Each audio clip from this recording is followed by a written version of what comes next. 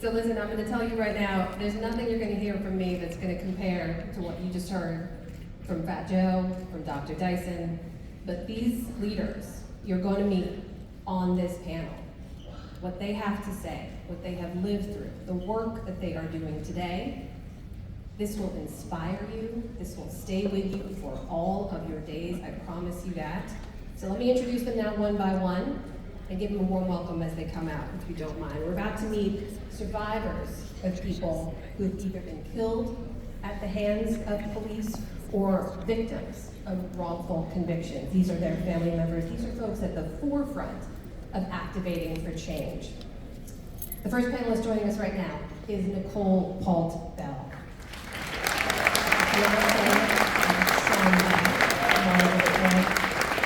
Many of you probably know Sean's story. He was unarmed. He was leaving his bachelor party the night before the wedding, and he was shot and killed by police officers in New York City in 2016.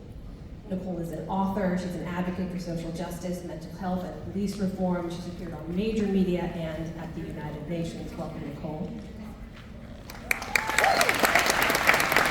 Mr. Victor Dancy.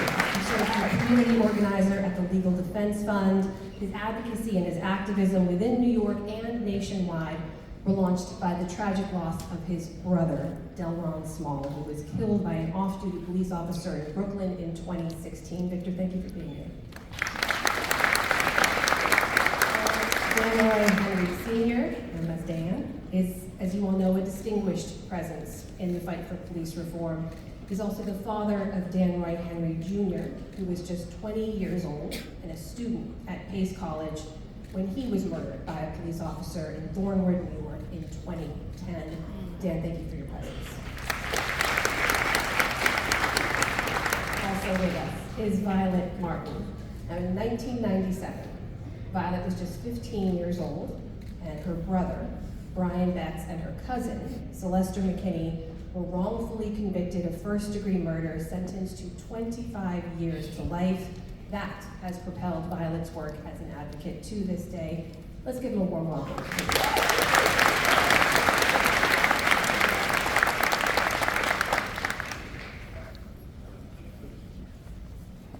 So, I know we've all been talking backstage. I feel like I've gotten to know everyone a little bit better. You all have known each other for years. Each of you were not only forced to endure a tragedy that launched you into the work you do today, you've also had to navigate the criminal justice system, the system, in the name of your loved ones. And before we jump into the legal part, I just want you to have a moment to share with everyone here whatever it is you'd like to share about the moment that brought you to this work today. Nicole? So, good morning, everyone, and thank you for being a part of this really important conversation. So, I see there's a lot of young people in the room, so I want to kind of give you a little bit of backstory.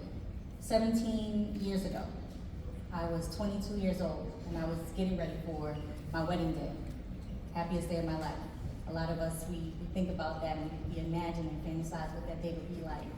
A mother of two young girls. My daughters were 4 or 3.5, and 5 months at the time. And being in a relationship with Sean, we had a beautiful relationship. It was the day of my wedding, literally the morning of my wedding, when I woke up to find out that as Sean was leaving his bachelor party with his friends and his father, who was there in attendance, there were undercover police officers, plainclothes detectives, who were investigating the club that he had been partying at with his friends. They were investigating the club, not Sean and his friends, for club activity, things that happen in nightclubs. Sean and his friends were not aware of this. They enjoyed the night, had a great time. At the end of the night, as they were leaving their party, there were the plainclothes detectives who were in the club, blending in, doing what everyone else does in the club. Ultimately, the 50 shots were fired.